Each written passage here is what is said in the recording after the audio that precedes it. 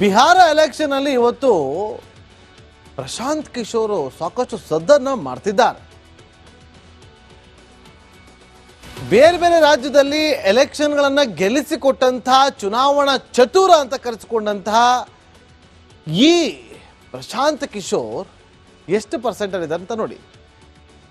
ಒಂದು ಕಡೆ ನಿತೀಶ್ ಅವರ ಎನ್ ಡಿ ಎ 34% ಇದ್ರೆ RJD ಜೊತೆ ಕಾಂಗ್ರೆಸ್ ಕೈ ಜೋಡಿಸಿ ಇವತ್ತು 34% ಅಲ್ಲಿದೆ. ಇನ್ನು ಜನ್ ಸುರಾಜ್ 14% ಅಲ್ಲಿ ಇರುವಂಥದ್ದು. ಪ್ರತಿನಿತ್ಯವೂ ಕೂಡ ಬಿಹಾರ ಚುನಾವಣೆ ದಿನೇ ದಿನೇ ರಂಗೇರೋದಕ್ಕೆ ಶುರುವಾಗಿದೆ. ಚುನಾವಣೆಯ ಬಗ್ಗೆ ಹೊಸ ಸರ್ವೆ ಈಗ ದೊಡ್ಡ ಮಟ್ಟದಲ್ಲಿ ಚರ್ಚೆಗಳಾಗ್ತಾ ಇದೆ. ಹೊರ ಬಿದ್ದಿದೆ ಈಗ ಆ ಸರ್ವೆ ಪ್ರಕಾರ ಚುನಾವಣೆ ರಣರೋಚಕವಾಗಿರುತ್ತೆ ಅಂತ ಹೇಳಲಾಗ್ತಾ ಇದೆ. ಒಂದು ಕಡೆ NDA ಮತ್ತೊಂದು ಕಡೆ ಗಠಬಂಧನ್ ಮಧ್ಯೆ ನೆಕ್ ಟು ನೆಕ್ ಫೈಟ್ ಇದೆ ಅಂತ ಹೇಳಲಾಗ್ತದೆ. ಅದರ ಕಿಂಗ್ ಮೇಕರ್ ಆಗ್ತಾರಂತೆ ಪ್ರಶಾಂತ್ ಕಿಶೋರ್ ಅವರು, ಚುನಾವಣಾ ಚತುರ.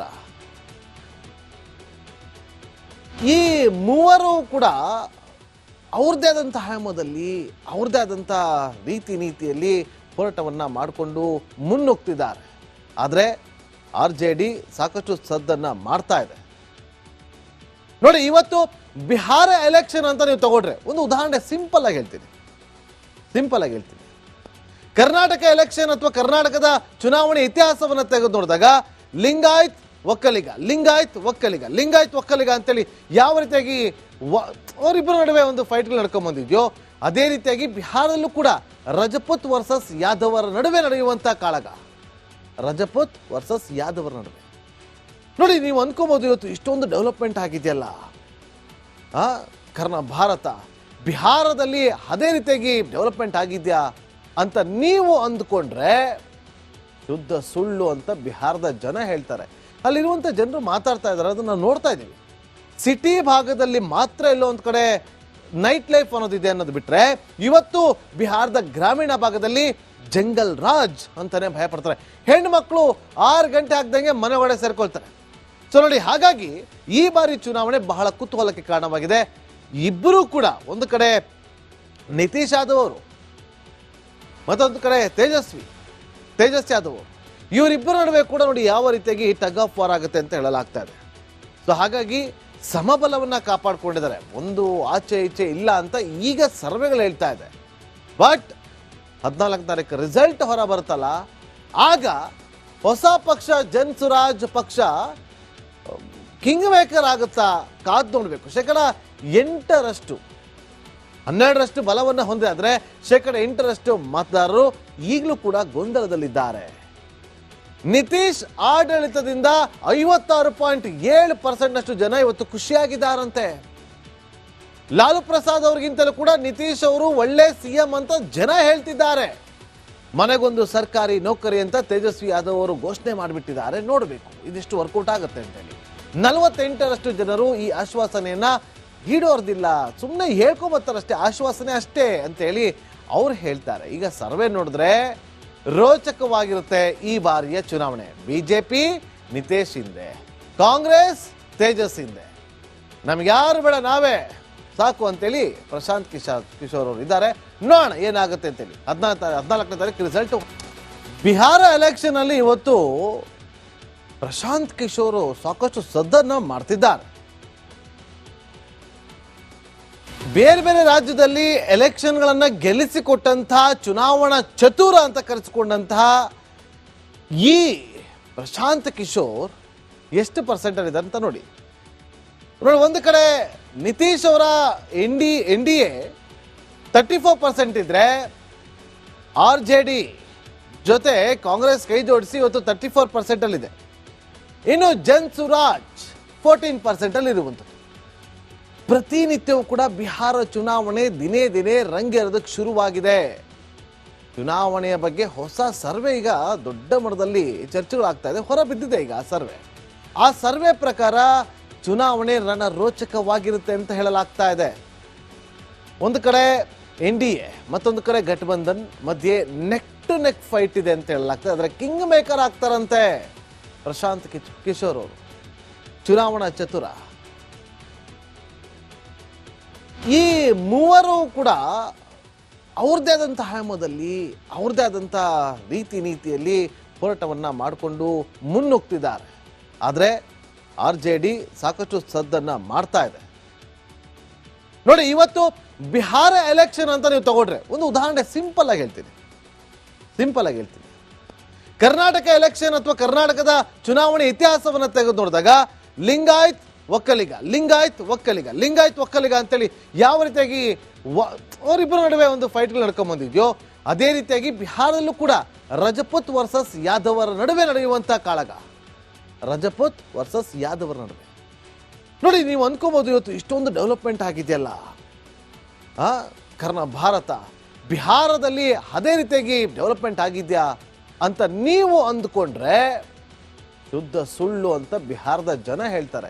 ಅಲ್ಲಿರುವಂಥ ಜನರು ಮಾತಾಡ್ತಾ ಇದ್ದಾರೆ, ಅದನ್ನು ನೋಡ್ತಾ ಇದ್ದೀವಿ. ಸಿಟಿ ಭಾಗದಲ್ಲಿ ಮಾತ್ರ ಎಲ್ಲೋ ಒಂದು ಕಡೆ ನೈಟ್ ಲೈಫ್ ಅನ್ನೋದಿದೆ ಅನ್ನೋದು ಬಿಟ್ಟರೆ ಇವತ್ತು ಬಿಹಾರದ ಗ್ರಾಮೀಣ ಭಾಗದಲ್ಲಿ ಜಂಗಲ್ ರಾಜ್ ಅಂತಾನೆ ಭಯಪಡ್ತಾರೆ. ಹೆಣ್ಣು ಮಕ್ಕಳು 6 ಗಂಟೆ ಆಗ್ದಂಗೆ ಮನೆ ಒಳಗೆ ಸೇರ್ಕೊಳ್ತಾರೆ. ಸೊ ನೋಡಿ, ಹಾಗಾಗಿ ಈ ಬಾರಿ ಚುನಾವಣೆ ಬಹಳ ಕುತೂಹಲಕ್ಕೆ ಕಾರಣವಾಗಿದೆ. ಇಬ್ಬರೂ ಕೂಡ ಒಂದು ಕಡೆ ನಿತೀಶ್ ಯಾದವ್ ಅವರು, ಮತ್ತೊಂದು ಕಡೆ ತೇಜಸ್ ಯಾದವ್ ಅವರು, ಇವರಿಬ್ಬರ ನಡುವೆ ಕೂಡ ನೋಡಿ ಯಾವ ರೀತಿಯಾಗಿ ಟಗ್ ಆಫ್ ವಾರ್ ಆಗುತ್ತೆ ಅಂತ ಹೇಳಲಾಗ್ತಾ ಇದೆ. ಸೊ ಹಾಗಾಗಿ ಸಮಬಲವನ್ನು ಕಾಪಾಡಿಕೊಂಡಿದ್ದಾರೆ, ಒಂದು ಆಚೆ ಈಚೆ ಇಲ್ಲ ಅಂತ ಈಗ ಸರ್ವೆಗಳು ಹೇಳ್ತಾ ಇದೆ. ಬಟ್ 14ನೇ ತಾರೀಕು ರಿಸಲ್ಟ್ ಹೊರ ಬರುತ್ತಲ್ಲ, ಆಗ ಹೊಸ ಪಕ್ಷ ಜನ್ ಸುರಾಜ್ ಪಕ್ಷ ಕಿಂಗ್ ಮೇಕರ್ ಆಗುತ್ತಾ ಕಾದು ನೋಡಬೇಕು. 8% 12% ಬಲವನ್ನು ಹೊಂದಿದೆ. ಆದರೆ 8% ಮತದಾರರು ಈಗಲೂ ಕೂಡ ಗೊಂದಲದಲ್ಲಿದ್ದಾರೆ. ನಿತೀಶ್ ಆಡಳಿತದಿಂದ 56.7% ಜನ ಇವತ್ತು ಖುಷಿಯಾಗಿದ್ದಾರಂತೆ.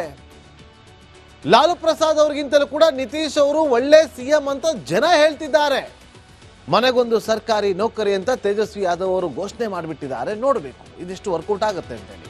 48% ಜನರು ಈ ಆಶ್ವಾಸನೆಯನ್ನ ಈಡೋರ್ದಿಲ್ಲ, ಸುಮ್ಮನೆ ಹೇಳ್ಕೊಂಬತ್ತಾರಷ್ಟೇ, ಆಶ್ವಾಸನೆ ಅಷ್ಟೇ ಅಂತೇಳಿ ಅವ್ರು ಹೇಳ್ತಾರೆ. ಈಗ ಸರ್ವೆ ನೋಡಿದ್ರೆ ರೋಚಕವಾಗಿರುತ್ತೆ ಈ ಬಾರಿಯ ಚುನಾವಣೆ. ಬಿಜೆಪಿ ನಿತೀಶ್ ಹಿಂದೆ, ಕಾಂಗ್ರೆಸ್ ತೇಜಸ್ ಹಿಂದೆ, ನಮ್ಗೆ ಯಾರು ಬೇಡ ನಾವೇ ಸಾಕು ಅಂತೇಳಿ ಪ್ರಶಾಂತ್ ಕಿಶೋರ್ ಅವರು ಇದ್ದಾರೆ. ನೋಡೋಣ ಏನಾಗುತ್ತೆ ಅಂತೇಳಿ. 14ನೇ ತಾರೀಕು ರಿಸಲ್ಟ್. ಬಿಹಾರ ಎಲೆಕ್ಷನ್ ಅಲ್ಲಿ ಇವತ್ತು ಪ್ರಶಾಂತ್ ಕಿಶೋರ್ ಸಾಕಷ್ಟು ಸದ್ದನ್ನ ಮಾಡ್ತಿದ್ದಾರೆ. ಬೇರೆ ಬೇರೆ ರಾಜ್ಯದಲ್ಲಿ ಎಲೆಕ್ಷನ್ಗಳನ್ನು ಗೆಲ್ಲಿಸಿಕೊಟ್ಟಂತಹ ಚುನಾವಣಾ ಚತುರ ಅಂತ ಕರೆಸಿಕೊಂಡಂತಹ ಈ ಪ್ರಶಾಂತ್ ಕಿಶೋರ್ ಎಷ್ಟು ಪರ್ಸೆಂಟೇಜ್ ಇದೆ ಅಂತ ನೋಡಿ. ಒಂದು ಕಡೆ ನಿತೀಶ್ ಅವರ NDA 34% ಇದ್ರೆ RJD ಜೊತೆ ಕಾಂಗ್ರೆಸ್ ಕೈ ಜೋಡಿಸಿ ಇವತ್ತು 34% ಅಲ್ಲಿದೆ. ಇನ್ನು ಜನ್ ಸುರಾಜ್ 14% ಅಲ್ಲಿ ಇರುವಂಥದ್ದು. ಪ್ರತಿನಿತ್ಯವೂ ಕೂಡ ಬಿಹಾರ ಚುನಾವಣೆ ದಿನೇ ದಿನೇ ರಂಗೇರೋದಕ್ಕೆ ಶುರುವಾಗಿದೆ. ಚುನಾವಣೆಯ ಬಗ್ಗೆ ಹೊಸ ಸರ್ವೆ ಈಗ ದೊಡ್ಡ ಮಟ್ಟದಲ್ಲಿ ಚರ್ಚೆಗಳಾಗ್ತಾ ಇದೆ. ಹೊರ ಬಿದ್ದಿದೆ ಈಗ ಆ ಸರ್ವೆ ಪ್ರಕಾರ ಚುನಾವಣೆ ರಣರೋಚಕವಾಗಿರುತ್ತೆ ಅಂತ ಹೇಳಲಾಗ್ತಾ ಇದೆ. ಒಂದು ಕಡೆ NDA ಮತ್ತೊಂದು ಕಡೆ ಗಠಬಂಧನ್ ಮಧ್ಯೆ ನೆಕ್ ಟು ನೆಕ್ ಫೈಟ್ ಇದೆ ಅಂತ ಹೇಳಲಾಗ್ತದೆ. ಆದರೆ ಕಿಂಗ್ ಮೇಕರ್ ಆಗ್ತಾರಂತೆ ಪ್ರಶಾಂತ್ ಕಿಶೋರ್ ಅವರು, ಚುನಾವಣಾ ಚತುರ. ಈ ಮೂವರು ಕೂಡ ಅವ್ರದ್ದೇ ಆದಂಥ ಆಯಾಮದಲ್ಲಿ ಅವ್ರದ್ದೇ ಆದಂಥ ರೀತಿ ನೀತಿಯಲ್ಲಿ ಹೋರಾಟವನ್ನು ಮಾಡಿಕೊಂಡು ಮುನ್ನುಗ್ತಿದ್ದಾರೆ. ಆದರೆ RJD ಸಾಕಷ್ಟು ಸದ್ದನ್ನು ಮಾಡ್ತಾ ಇದೆ. ನೋಡಿ, ಇವತ್ತು ಬಿಹಾರ ಎಲೆಕ್ಷನ್ ಅಂತ ನೀವು ತಗೊಂಡ್ರೆ ಒಂದು ಉದಾಹರಣೆ ಸಿಂಪಲ್ ಆಗಿ ಹೇಳ್ತೀನಿ. ಕರ್ನಾಟಕ ಎಲೆಕ್ಷನ್ ಅಥವಾ ಕರ್ನಾಟಕದ ಚುನಾವಣೆ ಇತಿಹಾಸವನ್ನು ತೆಗೆದು ನೋಡಿದಾಗ ಲಿಂಗಾಯತ್ ಒಕ್ಕಲಿಗ ಅಂತೇಳಿ ಯಾವ ರೀತಿಯಾಗಿ ಅವರಿಬ್ಬರ ನಡುವೆ ಒಂದು ಫೈಟ್ಗಳು ನಡ್ಕೊಂಡ್ ಬಂದಿದ್ಯೋ, ಅದೇ ರೀತಿಯಾಗಿ ಬಿಹಾರದಲ್ಲೂ ಕೂಡ ರಜಪೂತ್ ವರ್ಸಸ್ ಯಾದವರ ನಡುವೆ ನಡೆಯುವಂಥ ಕಾಳಗ. ರಜಪೂತ್ ವರ್ಸಸ್ ಯಾದವರ ನಡುವೆ ನೋಡಿ, ನೀವು ಅನ್ಕೋಬಹುದು ಇವತ್ತು ಇಷ್ಟೊಂದು ಡೆವಲಪ್ಮೆಂಟ್ ಆಗಿದೆಯಲ್ಲ ಭಾರತ, ಬಿಹಾರದಲ್ಲಿ ಅದೇ ರೀತಿಯಾಗಿ ಡೆವಲಪ್ಮೆಂಟ್ ಆಗಿದೆಯಾ ಅಂತ ನೀವು ಅಂದ್ಕೊಂಡ್ರೆ ಶುದ್ಧ ಸುಳ್ಳು ಅಂತ ಬಿಹಾರದ ಜನ ಹೇಳ್ತಾರೆ. ಅಲ್ಲಿರುವಂಥ ಜನರು ಮಾತಾಡ್ತಾ ಇದ್ದಾರೆ, ಅದನ್ನು ನೋಡ್ತಾ ಇದ್ದೀವಿ. ಸಿಟಿ ಭಾಗದಲ್ಲಿ ಮಾತ್ರ ಎಲ್ಲೋ ಒಂದು ಕಡೆ ನೈಟ್ ಲೈಫ್ ಅನ್ನೋದಿದೆ ಅನ್ನೋದು ಬಿಟ್ಟರೆ ಇವತ್ತು ಬಿಹಾರದ ಗ್ರಾಮೀಣ ಭಾಗದಲ್ಲಿ ಜಂಗಲ್ ರಾಜ್ ಅಂತಾನೆ ಭಯಪಡ್ತಾರೆ. ಹೆಣ್ಣು ಮಕ್ಕಳು 6 ಗಂಟೆ ಆಗ್ದಂಗೆ ಮನೆ ಒಳಗೆ ಸೇರ್ಕೊಳ್ತಾರೆ. ಸೊ ನೋಡಿ, ಹಾಗಾಗಿ ಈ ಬಾರಿ ಚುನಾವಣೆ ಬಹಳ ಕುತೂಹಲಕ್ಕೆ ಕಾರಣವಾಗಿದೆ.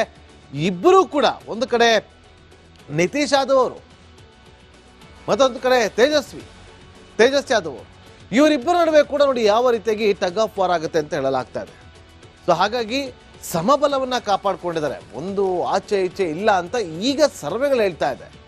ಬಟ್ 14ನೇ ತಾರೀಕು ರಿಸಲ್ಟ್ ಹೊರ ಬರುತ್ತಲ್ಲ, ಆಗ ಹೊಸ ಪಕ್ಷ ಜನ್-ಸುರಾಜ್ ಪಕ್ಷ ಕಿಂಗ್ ಮೇಕರ್ ಆಗುತ್ತಾ ಕಾದ್ ನೋಡಬೇಕು. 8% 12% ಬಲವನ್ನು ಹೊಂದಿದೆ. ಆದರೆ 8% ಮತದಾರರು ಈಗಲೂ ಕೂಡ ಗೊಂದಲದಲ್ಲಿದ್ದಾರೆ. ನಿತೀಶ್ ಆಡಳಿತದಿಂದ 56.7% ಜನ ಇವತ್ತು ಖುಷಿಯಾಗಿದ್ದಾರಂತೆ. ಲಾಲು ಪ್ರಸಾದ್ ಅವರಿಗಿಂತಲೂ ಕೂಡ ನಿತೀಶ್ ಅವರು ಒಳ್ಳೆ ಸಿಎಂ ಅಂತ ಜನ ಹೇಳ್ತಿದ್ದಾರೆ. ಮನೆಗೊಂದು ಸರ್ಕಾರಿ ನೌಕರಿ ಅಂತ ತೇಜಸ್ವಿ ಯಾದವ್ ಅವರು ಘೋಷಣೆ ಮಾಡಿಬಿಟ್ಟಿದ್ದಾರೆ. ನೋಡಬೇಕು ಇದಿಷ್ಟು ವರ್ಕೌಟ್ ಆಗುತ್ತೆ ಅಂತೇಳಿ. 48% ಜನರು ಈ ಆಶ್ವಾಸನೆಯನ್ನ ಈಡೇರೋದಿಲ್ಲ, ಸುಮ್ಮನೆ ಹೇಳ್ಕೊಂಬತ್ತಾರಷ್ಟೇ, ಆಶ್ವಾಸನೆ ಅಷ್ಟೇ ಅಂತೇಳಿ ಅವ್ರು ಹೇಳ್ತಾರೆ. ಈಗ ಸರ್ವೆ ನೋಡಿದ್ರೆ ರೋಚಕವಾಗಿರುತ್ತೆ ಈ ಬಾರಿಯ ಚುನಾವಣೆ. ಬಿಜೆಪಿ ನಿತೀಶ್ ಹಿಂದೆ, ಕಾಂಗ್ರೆಸ್ ತೇಜಸ್ ಹಿಂದೆ, ನಮ್ಗೆ ಯಾರು ಬೇಡ ನಾವೇ ಸಾಕು ಅಂತೇಳಿ ಪ್ರಶಾಂತ್ ಕಿಶೋರ್ ಅವರು ಇದ್ದಾರೆ. ನೋಡೋಣ ಏನಾಗುತ್ತೆ ಅಂತೇಳಿ. 14ನೇ ತಾರೀಕು ರಿಸಲ್ಟ್ ಹೊರ ಬರುತ್ತೆ.